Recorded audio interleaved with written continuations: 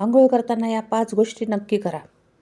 अंघोळ म्हणजे फक्त शरीर स्वच्छ करणे नाही, तर मन आणि आत्म्याला ताजेतवाने करण्याची एक संधी आहे. आज मी तुम्हाला अशा 5 सोप्या गोष्टी सांगणार आहे, ज्या तुम्ही तुमच्या अंघोळीच्या पाण्यात टाकू शकतात आणि त्यामुळे तुम्हाला दिवसभर फ्रेश आणि उत्साही वाटेल. नंबर 1.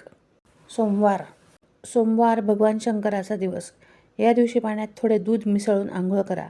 यामुळे त्वचा मऊ होते आणि नकारात्मक ऊर्जा दूर होते. मन शांत राहते. नंबर 2. मंगळवार.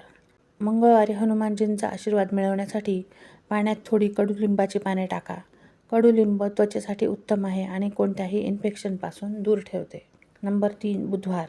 बुधवार गणपती बाप्पाचा दिवस. या दिवशी पाण्यात चिमूटभर हळद टाका.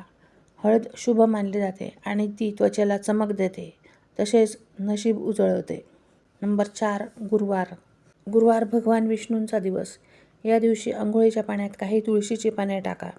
तुळस पवित्र आणि औषधी गुणधर्मांनी परिपूर्ण आहे. यामुळे घरात सुखसमृद्धी येते. नंबर 5. शुक्रवार. शुक्रवार देवी लक्ष्मीचा दिवस. या दिवशी पाण्यात गुलाबाच्या पाकळ्या आणि थोडे गुलाबजल टाका.